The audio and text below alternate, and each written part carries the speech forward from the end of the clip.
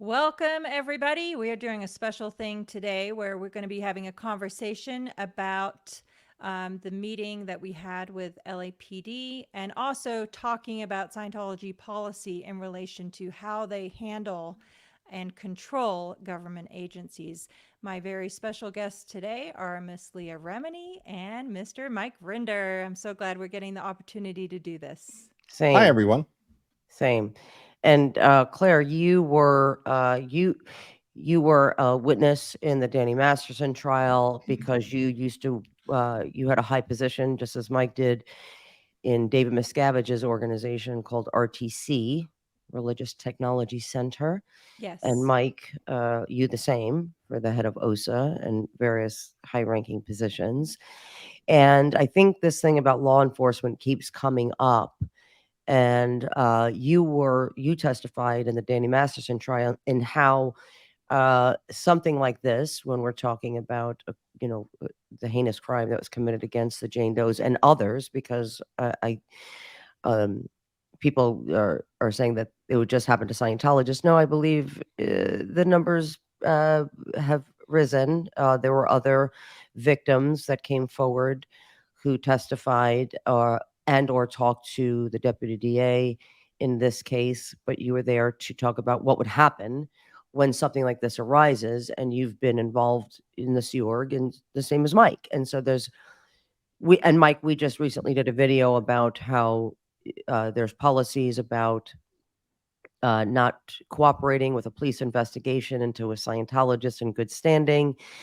And we want to make it very clear, if it wasn't clear enough, that this is not just Claire's understanding or Mike's understanding, that read something and you think this was kind of what L. Ron Hubbard was saying. We've gone over this many times, Mike, as well you, Hmm. Claire, as well. Many people have covered this, but it is the law in Scientology. It's the law that we are not allowed to report crimes of Scientologists in good standing to law enforcement or to cooperate with a police investigation into a Scientologist that Scientology has not expelled. Right. And committing a heinous crime against children, women, men, boys, girls does not get you expelled in Scientology. Reporting the crime will get you expelled in Scientology. And recently, we exposed Julian Schwartz, who was not only involved in the Danny Masterson case, but also other cases having to do with babies. And Mike, we've contributed to Tony Ortega's coverage of this, the daycare, the Yep. Bridget's daycare in Burbank. Um, and I also wrote an extensive story about that on my Substack Yes. recently. But Yes. Claire and Mike, from your perspective, now you were Sea Org members most of your lives. You were Scientologist all of your lives. And is it your understanding? I mean, especially because you're employees of Scientology and of David Miscavige's personal organization. Is it something that you two just kind of thought was the policy of Scientology? Just something you thought of? Absolutely not. It is the practice and policy and understanding of every Scientologist that you do not call law enforcement. And personally, I think it goes back to the mistrust of all government agencies stemming, as we've all talked about many times, Scientology perpetrated the largest infiltration of US government in its history, and 12 members went to prison for that. But even dating well before that, there was complete mistrust of any law enforcement and government agencies, the FBI, the CIA. So it's just not, it's the practice and belief of Scientology to handle any situation that arises within and with Scientology. Mike? Right. And the policy is something that all Scientologists are required to study. Hmm. You don't get to be a part of a staff member, in particular, of a Scientology organization. But generally, you don't get to be and call yourself a Scientologist unless you are studying the fundamental teachings of L. Ron Hubbard. And in those fundamental teachings of L. Ron Hubbard is like there are parts of the subject of Scientology. And one of the parts is called ethics. And as I mentioned in our video yesterday or the day before, Ford Green, that lawyer, said we should start calling ethics obedience, because it actually is the technology of obedience in Scientology. The part of Scientology teachings or writings by L. Ron Hubbard that teach how the organization controls its members and what is required of its members. And within that are the list of what Scientologists are charged with as misdemeanors, crimes, and high crimes. It's like the code of law. You know, there's various codes in regular society. Within Scientology, they are broken down and they have their own misdemeanors, crimes, and high crimes. And within the category of high crimes, which everybody has to know what they are so that they don't run afoul of them, there are specifically delineated high crimes that say you may not testify, you may not go to or report someone. And Leah and I put those, we read them on our podcast 2 days ago, I guess it was. You can see we talk about it in detail. I put them on my blog. This is not, like Leah says, this isn't opinion. This isn't an understanding that you may have gleaned through overhearing a conversation. This is here in black and white is the rules that you must follow. And if you don't follow these rules, we expel you or declare you or call you a suppressive person and disconnect you from your family, your friends. You'll lose your job if you're employed by a Scientologist. The downside to not knowing what these laws are and violating them is very severe in Scientology. It's not imaginary. It's not like, oh, I might be in trouble with someone, people might talk bad about me. No, real world consequences occur from failure to know, first of all, and then follow those rules. So yeah, it's not in dispute. Scientology comes out and says, well, we don't have any policy that says that. And the only reason they can get away with that is because the media are too lazy to go look. Right. And to add to that, also, all of those high crimes that you just cited, those are also matters of RTC concern, meaning they're of concern to Religious Technology Center, the highest ecclesiastical organization in Scientology run by David Miscavige, which I was part of for 8 years. That is the highest policing organization with ultimate authority over every single Scientologist. So they're not only high crimes in policy, but they're also matters of RTC concern, which means that the very top ecclesiastical organization can come in and deal with this situation directly, harshly, and unequivocally if it's not being dealt with at the local organization level. I don't think that people realize that civilian Scientologists and as well as Sea Org members do not live our lives as an independent entity from Scientology. Like you're saying, like this is a matter of RTC concerned and of matters of RTC concern, but also that our everyday lives are monitored by individual ethics officers, right? Like Julian Schwartz, and our MAAs, our ethics officers in every location of every Scientology organization across the planet, right? So we are all going in every single day having to deal with our ethics officers. If we have problems at work, we deal with it. Marriage, children, it doesn't matter. Like our ethics officer knows everything and they regulate our lives, right? They dictate to what we are doing at all times. When a crime occurs in Scientology, it is dealt with, like you said, RTC and the individual ethics offices of that particular civilian Scientologist organization or a Sea Org member, but it's overseen by RTC and OSA.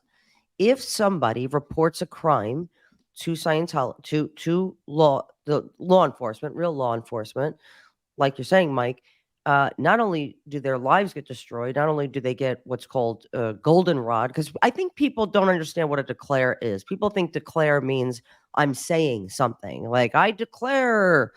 It's an actual, it's an actual ethics uh, issue. Writing. It's on goldenrod paper. It's actually used as a noun. I mean, I think too that would help describe it. It's a yellow piece of paper. It's a goldenrod piece of paper, and it states the crimes of the high crimes that the Scientologist committed. Reporting a crime to law enforcement would get you declared. And Right. not only would it get you declared, and what you were saying, Mike, you lose your family, your friends, community, everything you've ever known. But then OSA then goes to work with fair game policies, which is numbered in the thousands, on how to then destroy your life so that you can stop speaking. Like literally, they want you to shut up, whether that's a death, whether they have destroyed your life where you don't have a job.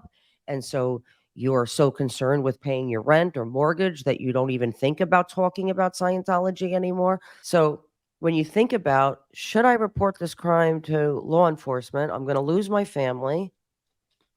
And then I'm going to have a fair game operation drawn up on me to destroy my life, to destroy my family, to destroy my career, to destroy my reputation. Should I go and do that? That's Right. what a person has to deal with when reporting about to law enforcement about Scientology or Scientologist. Which brings me to Claire. We met with Chief Moore of the LAPD. Yes. Mike, we really didn't want to talk about this because I don't even know how to explain this meeting, Claire. But Mike, you have to understand from my point of view, right? Like from me being in the public eye, me working within my own communities, like I've never looked at law enforcement other than when I was in Scientology a certain way, right? When we leave Scientology, you think these are the guys to go to, right? This is the institution to go to.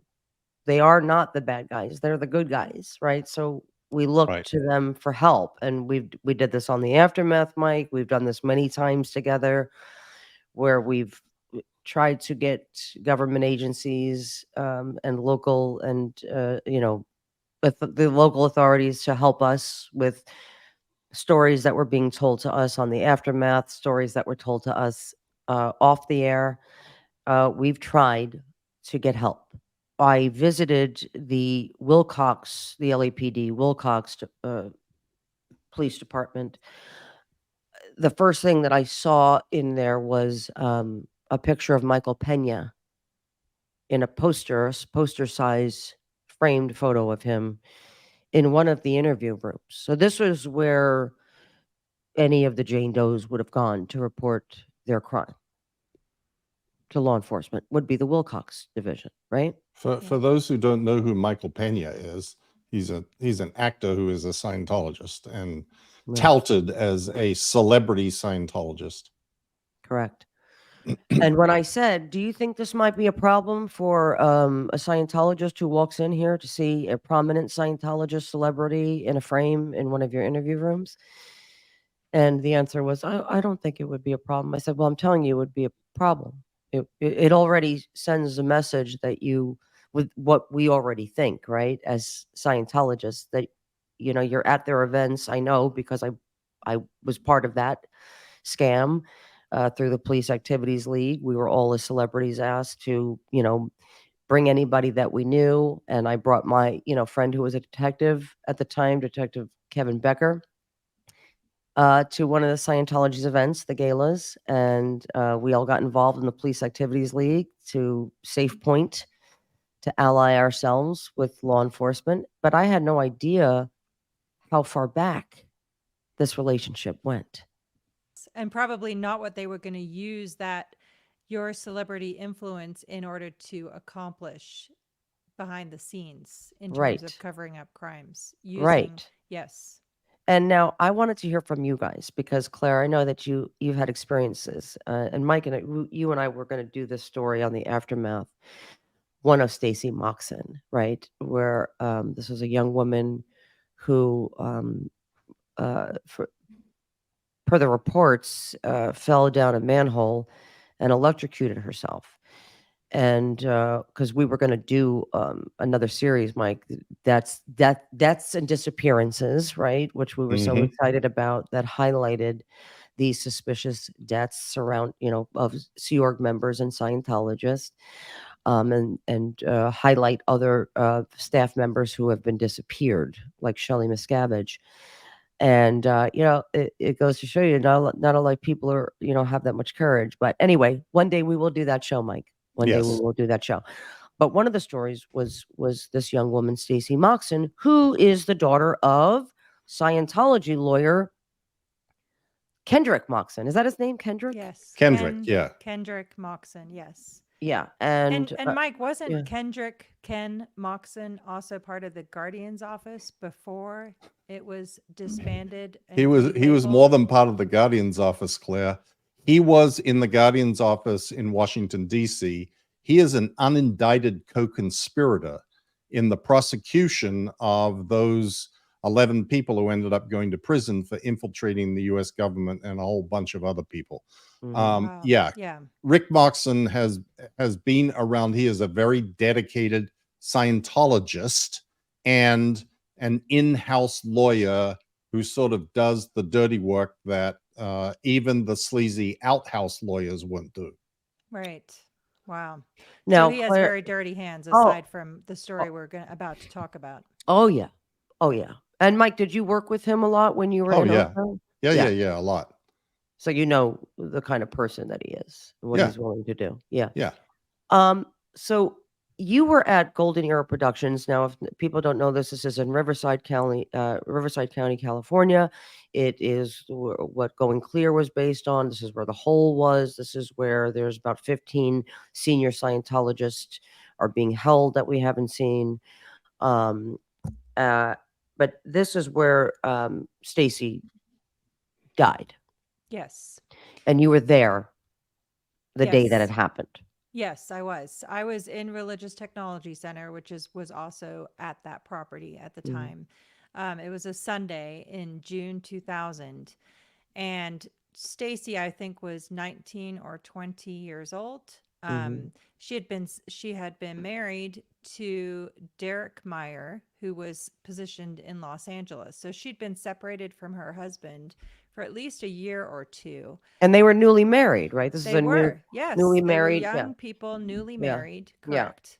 yeah, And Stacy had requested approval the night before, Saturday night, to go to Los Angeles just for a few hours on Sunday morning, which was not frequent, but it did mm, happen sometimes that you would mm, be allowed to go spend a couple of hours because Sunday morning was the time when we would all do our laundry and clean our rooms. And her request was disapproved. The next morning, she came in early and unalived herself into a high voltage electrical chamber at the property. Um, Absolute devastating tragedy that could and should have been averted. mhm, Um, and so, by my understanding, what happened is that it caused a major electrical outage at that property that the electric company was immediately aware of, and by the nature of the event, the police were automatically called to the property. Like it's not, in other words, what I'm trying to get at is it's not that security became aware of what happened and called the police. The police showed up, and in addition to that, and at the same time, a huge portion of electricity went out mhm, at that property. mhm, Um, and obviously, then as the hours went by, we came to learn what had happened. But I remember it like it was yesterday that I got a phone call like, oh, there's been a major disaster. You got to come in right away. I'd had like, whatever. Anyway, I rushed into the property and I was tasked with immediately starting to counsel and talk to some of the people surrounding the situation, including Stacy's good friend, and also some of the first responders of the staff members that went to see what had happened. I mean, absolute devastating tragedy again that should and could have been averted. But then what unfolded was, first of all, according to Marion Powell, who was Now, who is she? she was another top executive at the time in Religious Technology Center, who I worked very closely with, Mm-hmm. and she told me that Stacy had left a note, and that note was destroyed, so that law enforcement would not have any knowledge of the nature of Stacy's actions, and instead a story was concocted to say that Stacy was trying to rescue a squirrel out of this high voltage electrical chamber, and that it was just a terrible accident. And this is what is called in Scientology a shore story, A right, Mike? shore story. SHORE. Yes, Uh-huh. shore Mm-hmm. story, meaning that this is so from So this origins is from, a yeah, short story is a lie, basically, that you are told by executives of Scientology of what to say to law enforcement. correct, So the note was destroyed, and you guys were drilled on how to lie to law enforcement. correct. And the person heading that effort up was Warren McShane, who is the head legal guy in Religious Technology Center. Uh, Mhm. David Miscavige's go-to guy for lying to any government agency, lawyers, or law enforcement. Mhm. Or civil litigant. Yes, Mhm. Right. yes, right. Yeah. Yeah, I mean, David Miscavige would tell us on a regular basis the only reason he kept Warren McShane around is because he's a really good liar. Awesome. Oh, I heard that 100 times. Did Yeah, you, Mike? Yes. It's so this is the stuff that drives me insane, right? It's just so normal to you guys, and I've said this to you both, right? I've accused you of like, you guys think it's so normal. Like these are stories that you haven't told, even though it feels like you've told this story 1,000 times, right? Like yes, I'm like, what people still don't understand. Like this is a normal. This was every day. This is everyday practice in Scientology, and the mentality. And Mike, you have explained this, and Claire, you have the mentality behind the lying is that it's protecting Scientology because Scientology is man's only salvation. And so it justifies these policies and it justifies these practices of lying to law enforcement. Even there, Mike, you should put up the DOJ statement, right? When they did this coming off of the raid, I think it was coming off of the raid, right? Of where they said the No, Scientologists I are trained to lie or, no, that's the oh, FBI summary of the FBI investigation from 2010. The one that oh, didn't result in a prosecution because the DOJ would not prosecute. oh, wow, well, we should put those up anyway, because it is just standard practice. It is so it goes from Sea Org member to parishioner to I shouldn't say parishioner, to civilian Scientologist, because this is the actual law in Scientology. And you didn't think twice about it, right, Claire? You were like, oh, okay, that's the short story that we're telling, that this girl left a suicide note. And all, if you look at all of the police reports, the OSHA reports, it goes over, that every staff member said, nope, she was chasing a squirrel. Nope, she was chasing a squirrel. Nothing about a suicide note. Her room was perfectly pristine. Like it was, everything was normal. It was just an accident. A young girl chasing a squirrel, picking up 200-pound cover off of an electrical cover. And she was what, 102 pounds? right. And she, And yes, not to mention the fact, carefully eliminating all the facts surrounding the day before, that she had right, been trying to go to Los Angeles to see her husband and had been told, no, you are not allowed to leave. right, Yeah. Yeah, no, absolutely. And it's the all-encompassing just view that, well, you're going to do whatever you're told because that's, quote, the greatest good, and the right, greatest good is to protect Scientology at all costs and not have law enforcement poking around, especially not at the headquarters of Scientology management. That would definitely be devastating, and absolutely avoid that at all costs. right, So, yeah, no, and again, the laws and policies and practices of Scientology far superior to the laws of the land. Mm-hmm. Absolutely, no Oh yeah. question about it. To a Well, L. member, Ron to Hubbard a says that yes, our laws are superior to WOG law, right? right, WOG law is a derogatory term for anybody in any institution that isn't Scientology, any system that isn't Scientology. right. So we have been for a very long time, all of us collectively, and we've been trying to have law enforcement understand that their contributions to their activities are just Scientology's way of allying themselves for this very reason, right? So that it would be very difficult for victims to walk into any law enforcement agency and get them to listen to them, right? We Mhm. have been trying to explain this to them. We've sent letters. We've all done videos about this. People before us have done extensive reporting on this, and it seems to just kind of fall on deaf ears. And it's very frustrating. And so Claire and I decided that we would try to meet with the LAPD chief, Chief Moore, and that did not go well. No, Claire? it did not, unfortunately. I would say, speaking for myself, I had high hopes. I mean, I had personally never met with the LAPD. Hmm. And I thought, well, yes, I knew that they had um, questionable alliances with Scientology, let's just say. Hmm. Um, but, there's always today and tomorrow to change things. And Correct. so that was my hope going into that meeting was, Hmm. and to be fair, I would say that other law enforcement agencies have responded very differently. So that also gave me hope that this would be a productive and useful conversation to really enlighten LAPD. Like, well, it's okay that you don't understand the policies and procedures and the inner workings. That's why we're here. Right. We want to Let us explain it help to you. you. Right. Yes. Yes. And Mike, you and I we had a horrible experience when Heber Jens's niece tried to do a welfare check on her uncle Heber Jens, who she heard was being abused by Valerie Haney, who observed this abuse when Heber was being forced into a chair, not being well. And that was observed by Valerie Haney, who talked about that when she left and escaped the gold base.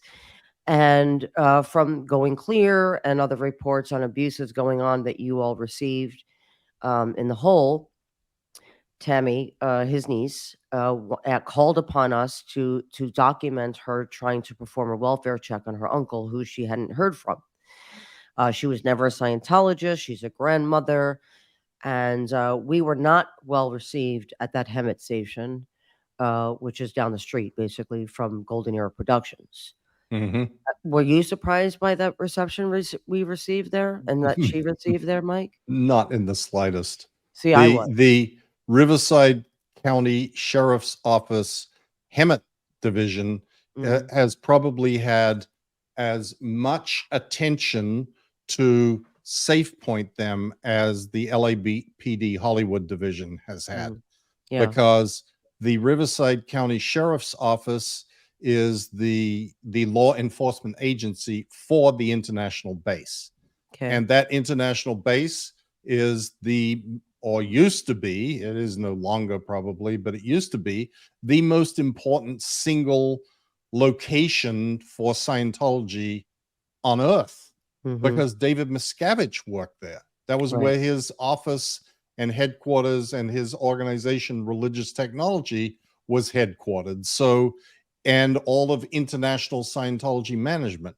So it was imperative that that be a safe environment. And Mhm, particularly back in the uh, mid to late 80s, when the flaps on the internet sort of started and then grew, and then there were protests and people out on the streets there, that it became like priority number one to ally the Riverside County Sheriff's Office and the California Highway Patrol to get those people to come and shuffle off the people outside protesting. And they held barbecues and fundraisers and charity balls and Golfing wined and golf tournaments. tournaments and wined and dined those guys till the cows came home. And that has had an effect. It creates in the minds of those police or law enforcement officers or agencies that, well, these are good guys. You know, we don't really have to worry about them. They're law abiding. We don't get lots of calls about crimes that are happening there. Yeah, of course you don't, because nobody ever reports any of them. But Right. this is the mindset of the police. Like, we're talking about the Hollywood division. You know, Scientology has cameras everywhere. Mhm. And one of the other things they do is they are like the good citizens that provide Yep. camera footage of anything Mhm. that happens on the street Oh, and yeah. quickly report and Yep. jump in if there's something suspicious happening. And the Mhm. police look at that and go, well, this is like a neighborhood watch. These guys are really good. Yeah. They even And told me then that when I was there. I did a tour of it, and they said, "Oh, you know, I was looking at all their cameras. I go, this is amazing." They go, "Yeah, but Scientology," like I wanted to hear, like they thought I was a Scientologist still, I guess. They said Scientology helps us a lot. Their cameras are more far reaching than ours. Like, you know, they can see people coming off the 101 freeway. Wow. right. And Yeah. but there's a Yeah. very important point about this that I Mhm. want to make, which is that is part of safe pointing. Mhm. Because what happens is the police believe that if they go to Scientology Yeah. about a reported crime, they're Mhm. going to get the goods. Mhm. So if they go to Scientology about a guy who stabs someone on the corner, Mhm. oh, they will provide them with everything that you could possibly imagine: the footage, the eyewitness reports, you know, photos of the guy's shoes, like everything. Mhm. If they go and say, we heard there was a report that Danny Masterson raped someone here, they'll go, oh, never, no, nothing, nothing, nothing. And they go, and in their mind, they've already convinced themselves that Scientology always comes forth with good evidence. I mean, they always give us everything that they possibly could, Mhm. because they've helped us in so many of these cases, Mhm. which had nothing to do with Scientology. As long as it was not a Scientologist, they'll provide information, testimony, witnesses, that like the whole shebang. So helpful. Yeah. And they believe, and they have this idea in their head that Scientologists are law-abiding citizens who Mhm. cooperate absolutely one beyond what we could expect of any citizen. And they always do that. Right. So when they go to ask about a Scientology criminal who's committed a crime, and Mhm. Scientology goes, nope, we don't have anything. There's nothing. We're not cooperating. Nope, They take nope, their nope. word for it. Yeah. They take their word for it. They And this is like, literally call Scientology. They call that's like, "Oh, why don't you call the drug de Are you guys dealing?" "No, we're not." "Okay, thank you. yep. See you at the next barbecue." So you file a missing person report on Yeah. Shelley Miscavige, Mhm. and a lawyer shows up and says, oh, she's fine. I represent her and They I'm go, a "Thank Scientology. you." Oh, wonderful. Thank you so much. We know you wouldn't lie to us because you're Mhm. such good citizens, always helping us out. Yeah. And yet conversely, just to go Yeah. back to the Yeah. Michael Pena Yeah. poster in LAPD, if a Scientologist decided, just, you know what, this is a horrible crime, I've got to, just despite all the fair game, despite I'm going to Mhm. lose, my whole life is going to be destroyed, I'm going to go into LAPD and do the right thing and report this. Mhm. That poster on the wall is going to make them feel unsafe and Of course. immediately think that they're in OSA's backyard, and that Scientology is going to get word of this immediately. And by the way, they did. And they Yeah. also did when Jane Doe 1 reported her crime. Wow. Yep. Yeah. Scientology was called, OSA showed up before she even left the building. Yeah. Wow. And also, to go back to gold for a second, Mike, Kathy Frazier and one other Sea Org member, I'm forgetting her name, but it was actually Mark, your husband, Muriel Muriel Dufresne. Dufresne. who are donating all kinds of money to Riverside County councilmen and women, their campaigns. And, they're on all kinds of, $50, $100. And how much do Sea Org members make a week? $46 a week if they're lucky. And they have $200 to be donating to these campaigns, to the Nope. Riverside County Sheriff's Office captain's next campaign. Interesting. Right. Interesting. Yeah. And you're absolutely right, Mike. That is the viewpoint. They have been thoroughly and utterly safe pointed, because then other people have done the reporting on this. There was a kiosk, a Scientology kiosk in the lobby of the Wilcox division of LAPD. We found out that Captain Polka was having extensive communications with Scientology every day. Scientology uses the LAPD Hollywood division as their own personal secretaries, and they have officers assigned to Scientology for all the hate crimes, Mike, that we've incited. I mean, it's insane. I couldn't get LAPD to show up when somebody broke into my gated community with their car 7 times. But Yeah. Scientology, Polka is right. Yep. And it goes way back, way before me, 2002. I mean, it goes way, way back. I had no idea, Mike.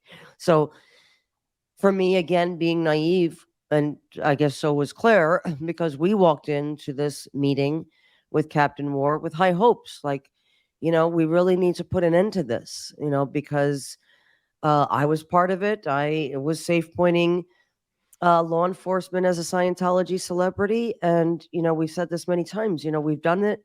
We've done, we've helped Scientology, and now we need to help extract, right? Like we need to, we're putting the work in hopes to stop this. And so, Claire, we walk into this meeting. Yep. About 10 men, right, in the room. We had no idea. Yes. Really? Yeah. Yes. They had to bring in reinforcements to deal with Leah and Claire. Yeah.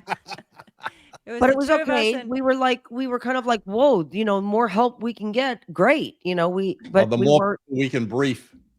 Yes. Yeah. So we thought this is great. They're here to listen and ask questions. And Claire, being the president of the Aftermath Foundation, who helps to extract Sea Org members and help them start their lives, we thought that, and me, a civilian celebrity Scientologist who helped to ally police departments, we thought this was good. We had hoped you could make it, Mike, but you couldn't make it on that day. And so, we kind of went in just kind of too doe-eyed, like, we're here to answer questions and give you information of what we've seen and experienced and what we've done as Scientologists.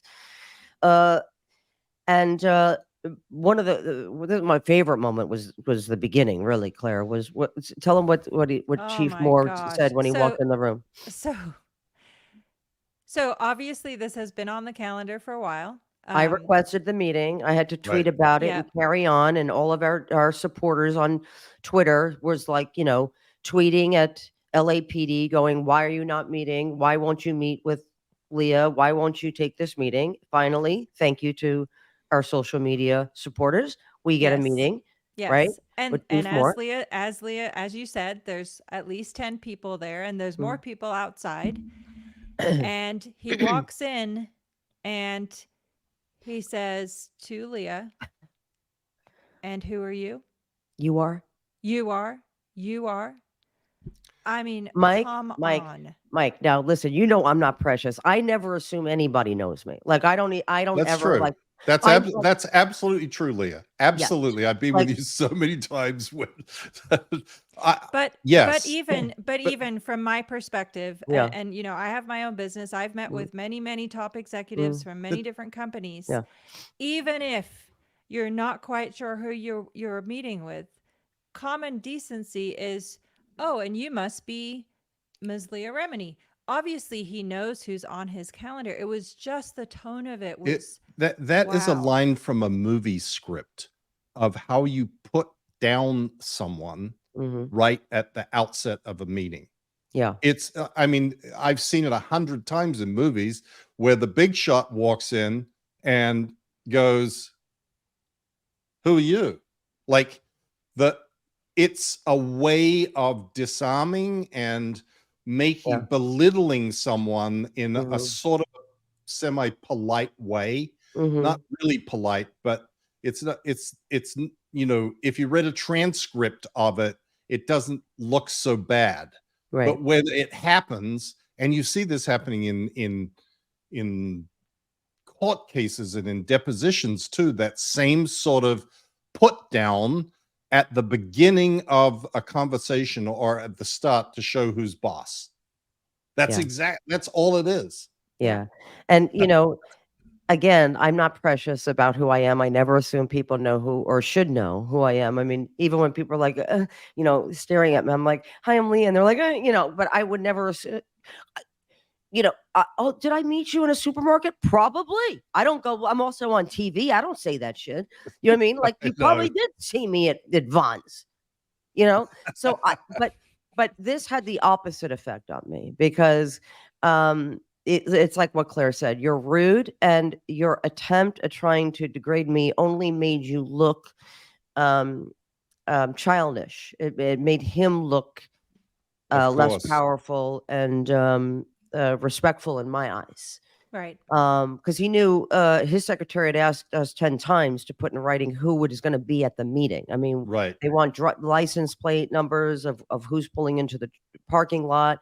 They know exactly who's in the meeting, and you have to send your driver's license. So they know there was Of only course. three of us. Okay, Yeah. so like anyway, let's not go. But so we thought we were going to sit down and explain we what we wanted to say was we need you to understand what this organization is doing and what having your officers be hired by Scientology for off-duty jobs, having them at barbecues, going to their events, having my detective who was supposedly one of the detectives in the Shelley Miscavige. He was at a Scientology event speaking on human trafficking of all things. So we were trying to explain what message you're sending to Scientology victims who want to come forward is that it sends a message. It certainly sent a message to me as a civilian Scientologist of if they're bad, then why would the LAPD or any police officer, anybody in law enforcement be here? And so it made me think, well, maybe they're not bad. Maybe what they're doing, but by what they're doing, even though I know it to be against the law, is being overlooked by law enforcement. I guess they're okay. Like we were trying to explain the message it's sending to victims of Scientology, and that we had hoped that they would listen to us and our stories. So we were going to tell them some stories that were told to us, stories that we're involved in, what Claire was taught as a Sea Org member, what she experienced, all the abuses, Mike, that you experienced by the hands of David Miscavige and Sea Org members, the physical abuse, the mental abuse, sexual abuse. We were going to go through the gamut and just say that, like, we could bring you people, we could whatever you need, like, to Yes. substantiate what we're saying, but it's been Right. well documented, right? Yeah. And we were there as whistleblowers and Yes. advocates of our own accord, coming to try and help them to to enlighten them as to what really goes on. So we Right. got out maybe 2 sentences. I said, we introduced ourselves and why we were there. He and Claire, you could stop me at any time. He cut us off. He said he only had 45 minutes and then went into a political speech about what the LAPD is there for and how amazing he is and the amazing work that he's done. And And how they support all groups yes, they support. equally. Uh huh. And at a certain point, because I knew the time was running out, I was like, he's giving this like bullshit political speech, and he wasn't warm, he wasn't inviting, he was quite rude, he was quite aggressive, and I was really put off by it. Again, Mike, it being in the public eye, I'm just kind of like not used to that kind of antagonism from a non-Scientology group, Right. supposedly. So I was a little bit put off. Like I was crying in the car to Claire. I was like, I felt so bad about I was like, I feel like I was like in a meeting with Scientologists. I felt so uncomfortable, and Claire flew in for that meeting, and it was like really important to us. And his attitude was so crazy to me. I just couldn't wrap my head around it. And at one point I cut him off and I said, if you could just let Claire speak to you about, for example, Claire has experienced abuse, witnessed abuse at the hands of David Miscavige and the people that you were befriending, like Kirsten Catano Peterson and all, these people that you think are good, they're. And he said, listen, he cut me off and he said, listen, that's you're saying that. And I said, well, no, we're not saying it, honey. We're the people that were, well, yeah, she's saying it because she witnessed abuse. But if you could, he said, no, I don't know, critics. And I said, well, interesting. You're using the words of Scientology. I said, because we're not critics. And I started to raise my voice. I said, we're not critics. We're actually advocates. She's actually a whistleblower. She's an advocate. She has and it was, and then somebody had to intervene. And then he said, and I don't appreciate, all of a sudden he became, who he was showing us he was. He said, and I don't appreciate you going public and tweeting what you tweeted about the investigation into Shelley Miscavige. And I said, and I don't appreciate you. I don't appreciate you releasing a statement and not actually performing a welfare check on somebody who's been missing. So you drew first blood. I didn't. And then the lawyer who was with us said, all right, like he literally had to intervene.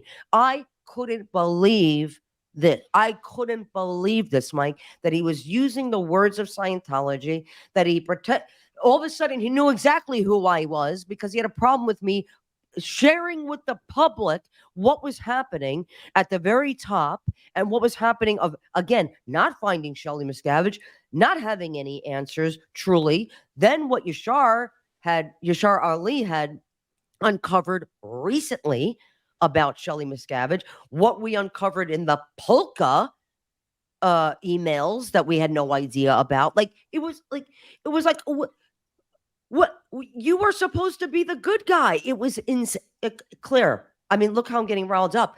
It was so insane to me, Mike, and heartbreaking. Yeah. Heartbreaking. Yeah, I understand. And, this is the result of, 20, 30, 40 years of working that beat to create that sort of, I mean, look, honestly, you start out often with these guys who rise to the top of law enforcement agencies aren't always the paragons of virtue that one might hope they would be. And I guess look at Lee Barker. Yeah. I mean, right. he was another one that Scientology. On their floats, showing up to all their events. But Claire, from your perspective, I mean, I know you were shocked too because we had sent them emails prior to the meeting because we didn't want them saying, and we could send you that so you guys can post so that he was educated, hadn't read any of it. Right. Yes. And what was your thoughts on it? Yeah. So I mean, I know because we talked, obviously. Yes. No, I know. But I was honestly going into this from the perspective of, hey, I'm now doing the right thing. I'm going to law enforcement.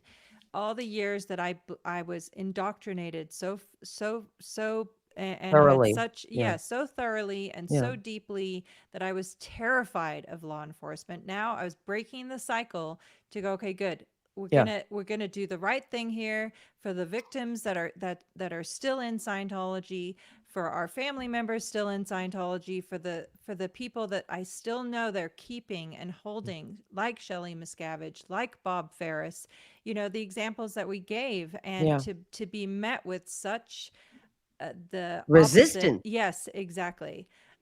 And vitriol. It was like he hated us. It was like before we walked in the room, it was really uncomfortable. Yeah. I felt hear bad you about myself, Mike. And Claire, I felt like we're here to try to do the right thing. At one point, he walked out because he's very busy, because he's doing an amazing job for Los Angeles. I mean, everybody's just in heaven here. The taxes that we pay, I mean, it's just an amazing utopia. He's really cleaning up the streets here. At one point, he got up. He had to leave. He had things to do, and we were like, "Oh, well, okay." I mean, I couldn't even muster up the word "thank you." I don't remember Yeah. who it was, but some of them were very nice, and they were leaving the room shaking our hands. One guy said to me, he whispered this to me, and I went to Claire right away. He whispered, "I believe you." And I started immediately crying. And I was like, "Thank you." I mean, and I went to Claire immediately. I was like, that guy just said he believed. And it really put me again, I was like, well, but can you help us? You know what I mean? Right. But that's sort of the point Yeah. that I wanted to make also, Leah. Yeah. Like, we had a similar experience with the Riverside County Sheriff's Office Yeah. of someone that came up to us and said, Yeah. "You guys are right. You're right Yes. on the nose. Yes. And I'm telling you, this is what's going on inside that building." Mm-hmm. And the LAPD and the Clearwater Police Department and a few other agencies in the United States in particular have been subjected to these sort of campaigns for a very, very long time. There are other people in law enforcement who have not. Mm-hmm. And, Claire and Mark and I had a meeting with law enforcement, I guess it was a year ago now. And that was very different from what you just described. Like it couldn't have been 180 degrees more opposite. Mm-hmm. And those were people in a jurisdiction where Scientology has not been able to accomplish that. Yeah. In fact, it's sort of the opposite. They don't have a good reputation at all. And there are other people who we have dealt with in law enforcement. I mean, we've got to also give some kudos to Reinhold Mueller. Yes. We I wanna went to him, Leah, with the Yeah. same approach. Yes. We want to explain to you what really is going on here, And because yes. And you but yes, and this was before the case was, I think, even really accepted by the DA's office. But we were there to give them insight into if they were to bring a case, that they should raid Scientology files, because they're not going to get anybody to cooperate in Scientology. They're not going to get any employee of Scientology to come forward. They're going to ship them off to a different country, and no witnesses are going to come forward who are current Scientologists in the case. And we said, your best bet is to get a raid going. Raid their files. You'll see the crimes there, not just in this case, but in many other cases that would concern the DA's office. Right. Yeah. And despite the fact that they didn't do that, Yeah. they didn't reject, there was none of that. No, the welcoming of the information. Yeah, we of know course. everything, and you Of don't have to course. tell us. Hey, Mike, could I just say something? And Claire, you'll agree with this. I want to say this I want to be very clear about this. I have nothing but the utmost respect for law enforcement. The men and women of law enforcement sign up to put their lives on the line every day for people like me. I have nothing but the utmost respect for them, and I have supported the police. I mean, I want to be very clear, because people are like, why did you thank the LAPD? Because I don't believe everybody in the LAPD or everybody in the Clearwater PD or everybody in the river. I don't believe all of them are in cahoots with Scientology, but there are enough to be able to squash investigations from moving forward. And there are enough in these departments that victims of Scientology have not been able to get justice, to cause concern. So I want to be very clear that I do not believe that it's all. There's a lot who believe Scientology is a criminal organization. Yep. There's a lot who believe it's a cult. There's a lot who don't mess with Scientology, will not take money from Scientology, even though the money is good. So I want to say that, like, I Right. want to be very clear about that, Yes. because Yes. Claire and I met with another agency, which I don't know, Mike, who we met with at the Hemet station, but they wouldn't even let me in the door. They were Right. not nice at all. Very safe pointed to Scientology. Didn't want to help Tammy do the Right. welfare check. They did their Scientology magic and made that go away. We met with another agency in the same area, had the opposite experience. Hmm. Completely. I Yeah. mean, we're not going to name them because we don't want Scientology Right. That's to. why I didn't name the one that Claire and Mark and I and there is a lot of other ones too. Like Leah, you Yes. made the point Yeah. recently and said, "Look, you may not have seen us on podcast or TV or YouTube or whatever, but we're doing stuff. We're Yeah. always doing Right. stuff, Right. Yeah. and believe me, we are always doing stuff. Hmm. And there are a lot of things that we do that we don't talk about at all." And Right. I don't want to talk about them because I just for that reason, I don't want to tip Scientology off that X, Y, and Z over here is Hmm. now hot on your trail. Right. Yes. Completely. So there is Yes. a lot, and Yes. honestly, I'm glad you said that and clarified that, Leah, because I don't want anybody getting that idea that we believe what L. Ron Hubbard wrote still about the FBI is the most corrupt organization on planet Earth and is destroying everybody, et cetera, et cetera, et cetera. There, Correct. the reaction that I have had Yes. to my interactions with law enforcement Hmm. outside of LAPD, Hmm. Riverside County Sheriff's Office, Clearwater PD has been overwhelmingly positive. Now, Yeah. Yeah. do they jump up and act right away? I wish. Right. That is my only criticism that I have. I Right. think that the people that I have spoken to, and Claire and Mark and you, Lee, and Hmm. anybody else who's been engaged in this, have generally been really, really decent people who feel badly about the victims. And for the most part, those people want to get up and do something, but Hmm. the bureaucracy that goes on in these organizations is enormous. And Correct. Yes. particularly when it comes to dealing with a religious organization that Right. Scientology loves to hide behind the First Amendment cloak of religious protection, and law enforcement agencies are terrified of stepping into a mess that they are not neither understand well enough or are equipped to deal with. Right. And Yeah. that is the probably the biggest problem that we confront, because the individual officers and agents and sheriffs and whatever, and even the bosses in these places are like, they want to do something, but they're restrained. Correct. Right. Right. My favorite part, Claire, one of my favorite parts was what before he finished his political speech and his defense of Scientology criminals and all that. He said, "Look, I mean, I said, she flew in for this. We had things to say. You took up the time and didn't ask us one question, which was suspicious." I said, because you're in law enforcement, you would think you would ask us, like, what is it? I mean, I read your email, and what crimes should we know? Right? Right. He said, look, I mean, as he's, getting his stuff, very busy.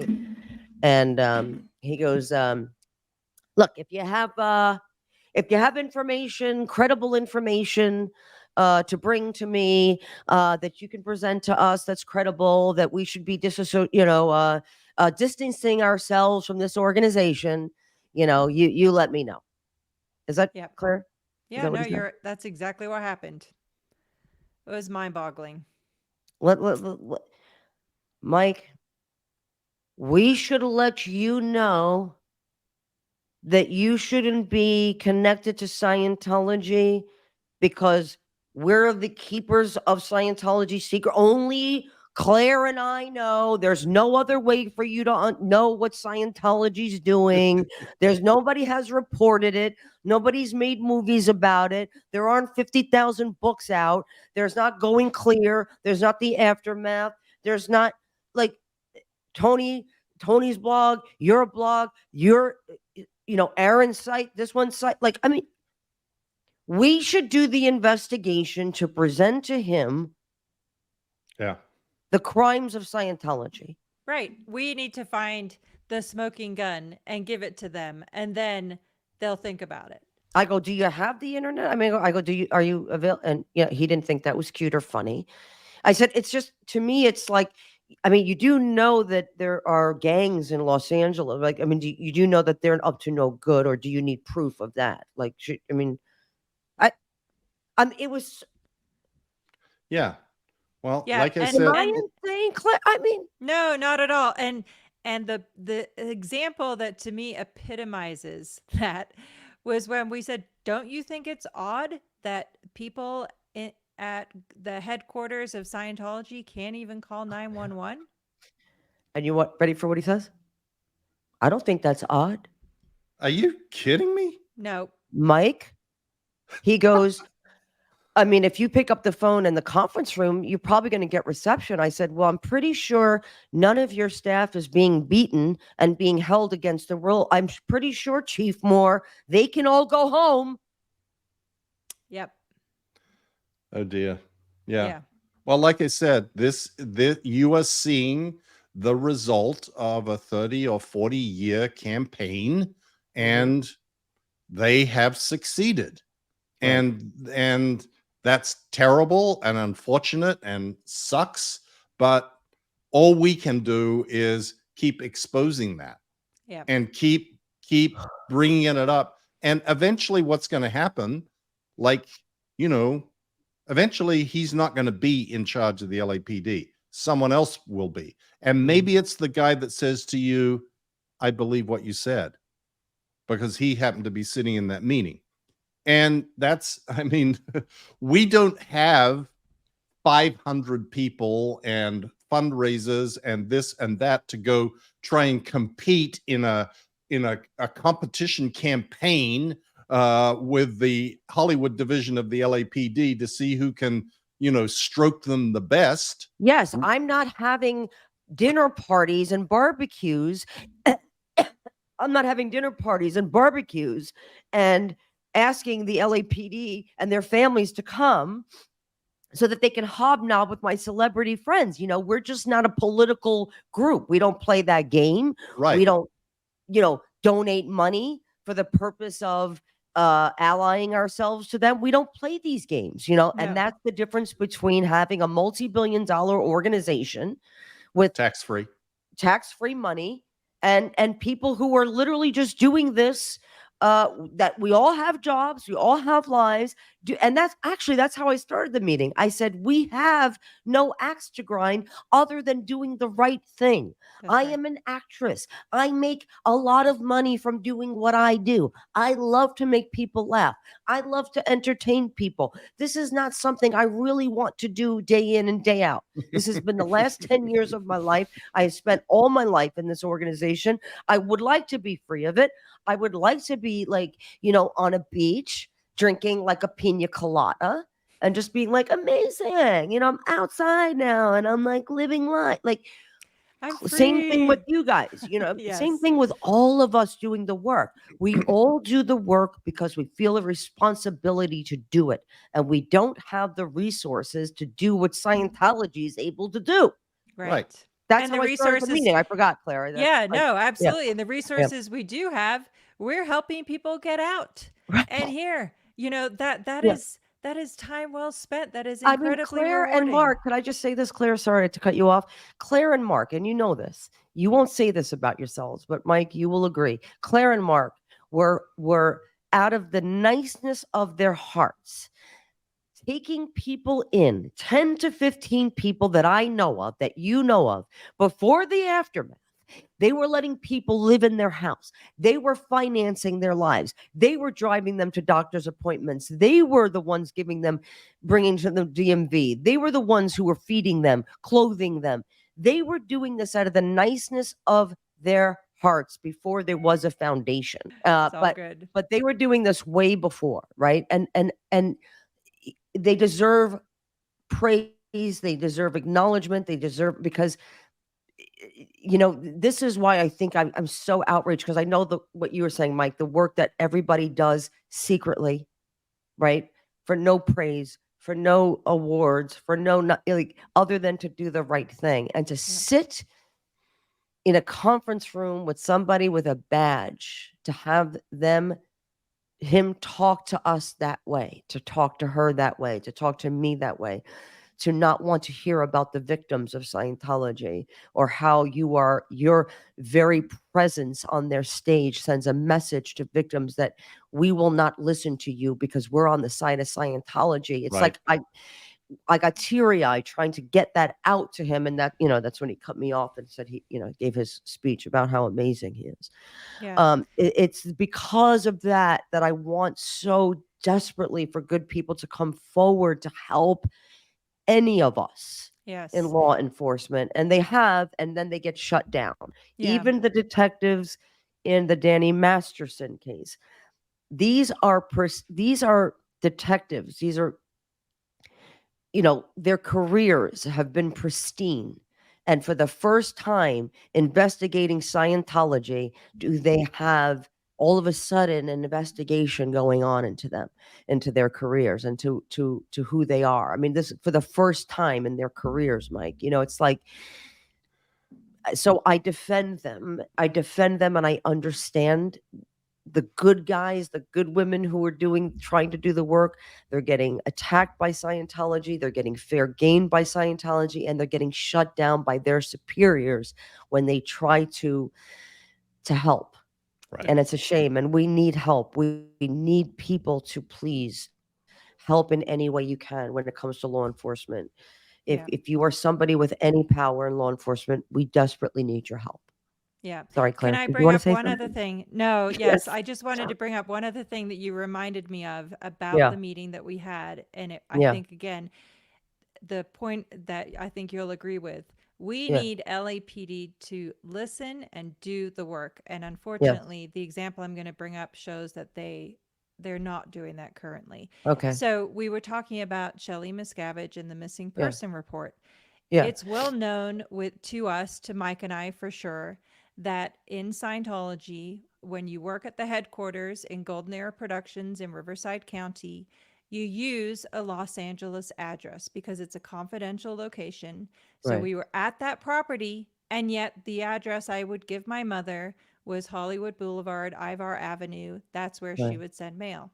So I believe that, correct me if I'm wrong, that originally your missing person report was with Riverside County Right. and then was punted to LAPD because Right. of a mailing address that's a formality. Right. Shelley hasn't been in Los Angeles for decades, Right. maybe in and out, but she's never resided there Right. permanently. And so we brought that up as well, of like, well, Yeah. wait a minute, you know, she was in Riverside County and the report was punted to LAPD. Is that Yeah. not strange to have a person that resides in one Right. county and yet they have a mailing address in an entirely different county? No, Uh, not strange at all. That was Chief Moore's response. I mean, Yeah. when he's answering and explaining away the ridiculousness that is Scientology and how they yeah. use their mechanics to cover Yes. things up, Yes. that's not okay. Well, listen, Chief Moore seems to be in need of help, everyone.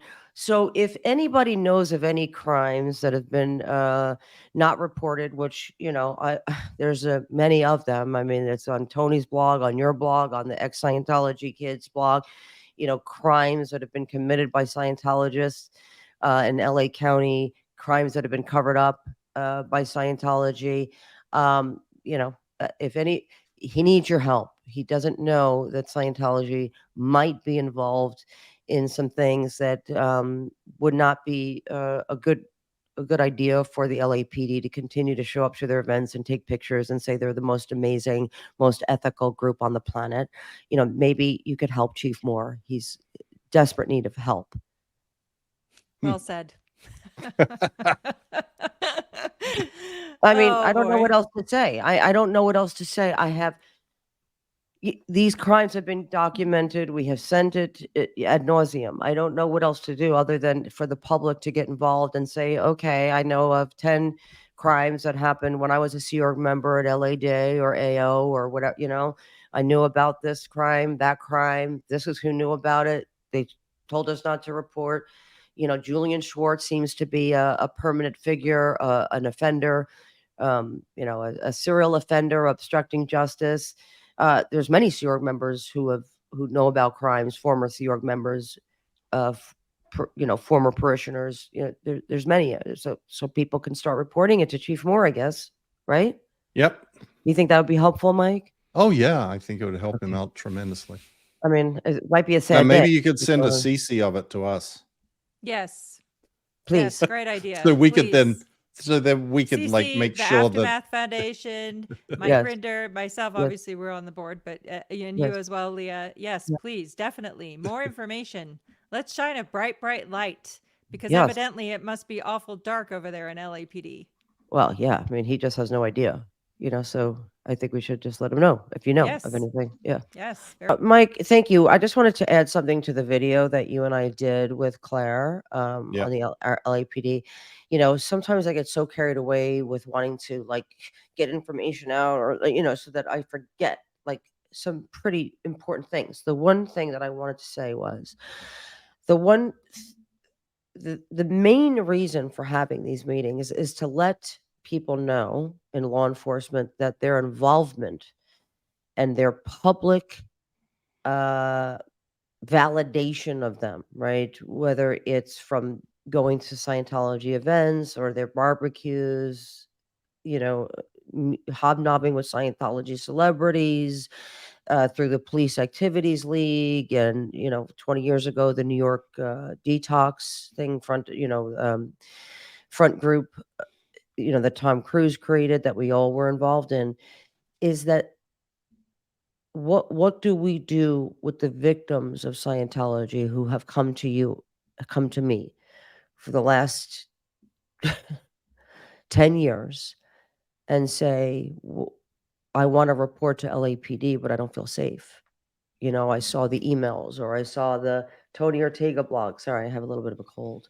I saw the Tony Ortega blog, or I saw your blog. I saw Yashar Arliz. I saw what do I do? I can't report to this guy. He was just at a Scientology event saying that they're most ethical group on the planet. Right. And this is what we started with. And to hear that the reaction is, well, you let us know if you have any credible information and that proves to us that we should be dissociating ourselves or separating ourselves from this group. We'll be happy to look at it. Yep. Yeah. Anyway, it's a big problem. It is because we had somebody recently, Mike, to come forward in regards to Shelley Miscavige. Yeah. And I said, I don't know. I don't have anybody to bring you to. The people that I met with, Chief Moore and his crew, they're not people who you want to talk to because they're going to pick up the phone and call Scientology. Anyway, something needs to be done about it. Somebody needs to investigate Scientology's involvement with law enforcement. And, we're actually paying taxes for a service we don't get provided as Scientologists, as ex-Scientologists, as whistleblowers, of advocates. We don't have the service from police departments that we pay taxes for that Scientology doesn't. Exactly. Exactly right. Anyway.